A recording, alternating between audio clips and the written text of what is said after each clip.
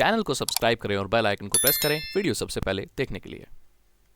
अभी आप न्यूज़ में देख रहे होंगे कि भारत में या जगह जगह से न्यूज़ आ रही है कि ऑक्सीजन सिलेंडर की बहुत शॉर्टेज हो रही है, पेशेंट्स को ऑक्सीजन चाहिए।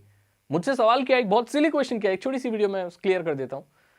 सागर भाई, हमारे पूरी जगह में तो ऑक्सीजन की कमी नहीं है, हम भी तो ऑक्सीजन ही ले रहे हैं ना, तो फिर सिलेंडर में भर के क्यों दे रहे हैं?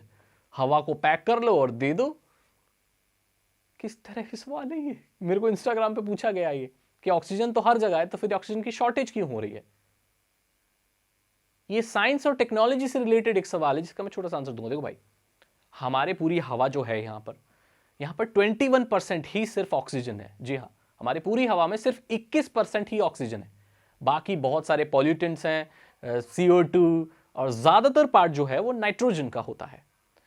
अब यहां पर जो ऑक्सीजन सिलेंडर जो इंडस्ट्रियल यूज में होते हैं या मेडिकल में जो यूज होते हैं, ये अलग तरीके से ऑक्सीजन निकाली जाती है, जिसे बोलते हैं फ्रैक्शनल डिस्टिलेशन। ये क्या होता है?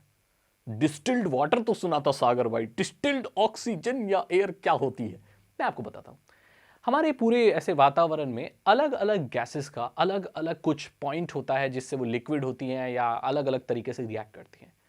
उन उन तरीकों से उनको ट्रीट किया जाता है और मतलब स्टेप बाय स्टेप उनको अलग किया जाता है। जैसे नाइट्रोजन को अलग, पॉल्यूटेंट्स को अगर इन सब को अलग करना है, CO2 को अलग, तो उसके लिए फिल्टर लगा देते हैं। लास्ट में फिर आर्गन वगैरह होती है, उसके लिए अलग फिल्टर लगा देते हैं, उसको अलग तरीके से निकालते हैं। फिर लास्ट में नाइट्रोजन और ऑक्सीजन रह जाती है, तो उसको कूल किया जाता है। जो कूलिंग पॉइंट पे जो ऑक्सीजन है वो फिर आपका जो लिक्विड फॉर्म में बदल जाएगी, तो उसको फिर अलग निकाल दिया जाता है। और फाइनली जो लिक्विड ऑक्सीजन होती है, आपको पता है कि जो लिक्विड ऑक्सीजन जो होती है उसको -183 डिग्री सेल्सियस पे अगर आप उसे ठंडा करेंगे तो वो रॉकेट फ्यूल की तरह भी काम होती है, कंबशन में इस्तेमाल होती है, अलग अलग जगहों पे इस्तेमाल होती है।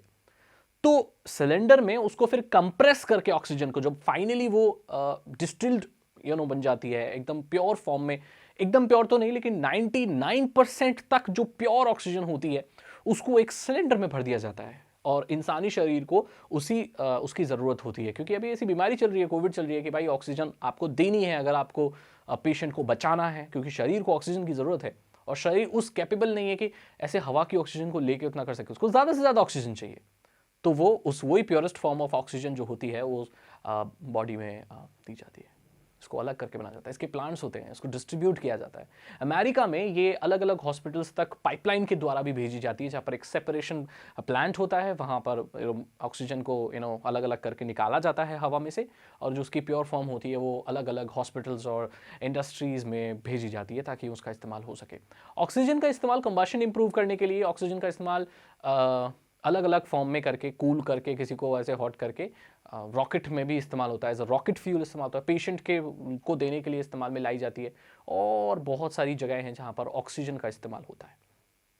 जो एक सिलेंडर होता है मेरे ख्याल से उसमें 680 किलो गैस होती है, ऐसा कुछ होता है। बड़े बड़े सिलेंडर भी होते हैं, छोटे वाले भी होते हैं, अलग अलग साइज़ के होते हैं। तो जी हाँ, हवा से डायरेक्ट ऐसे पेशेंट को ऑक्सीजन नहीं दी जा सकती, उसके लिए प्योरेस्ट फॉर्म ऑफ ऑक्सीजन चाहिए, जो कि फ्रैक्शनल डिस्टिलेशन प्रोसेस से अलग की जाती है। इसके और बहुत तरीके होते हैं अलग करने के, लेकिन फिलहाल मैंने आपको बता दिया जो सबसे ज़्यादा तरीका इस्तेमाल होता है।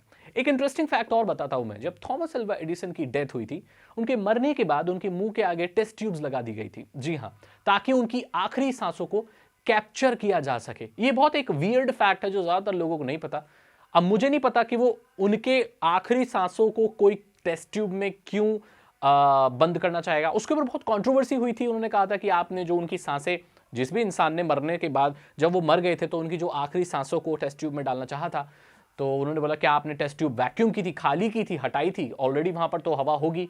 अब ये भी विवाद हुआ था कि उसमें वाकई में थॉमस अल्वा एडिसन की आखिरी सांसें हैं या बाहर की हवा भी मिक्स है, प्योर है कि नहीं है। बहुत सिली चीज़ है। इतने बड़े लेजेंड या इतने बड़े साइंटिस्ट की आखिरी सांसों को कैद करने का क्या मतलब है, मुझे नहीं पता।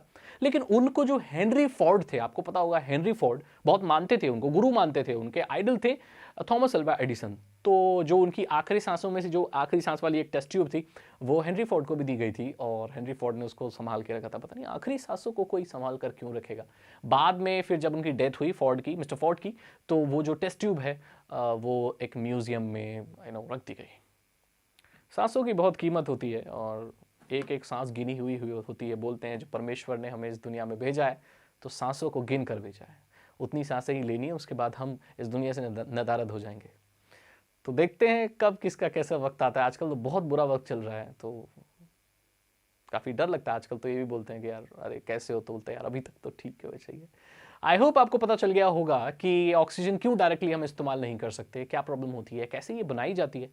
ठीक है, अगर आपको ये वीडियो अच्छी लगी तो इसे लाइक करें, अपने दोस्तों के साथ शेयर करें। साइबर सिक्योरिटी और इथिकल हैकिंग में इंटरेस्ट है तो डिस्क्रिप्शन चेक करें। जी हाँ, 299 रुपीज़ के 3 इथिकल हैकिंग कोर्सेज हैं जो आसान भाषा में आपको इथिकल हैकिंग सिखा देंगे। हम घर बैठे इथिकल हैकिंग सीख सकते हैं। आपके कोचिंग स्कूल सब बंद है और आप अगर कुछ नया सीखना चाहते हैं तो मेरे कोर्सेज एक बहुत अच्छी चीज़ हो सकती है।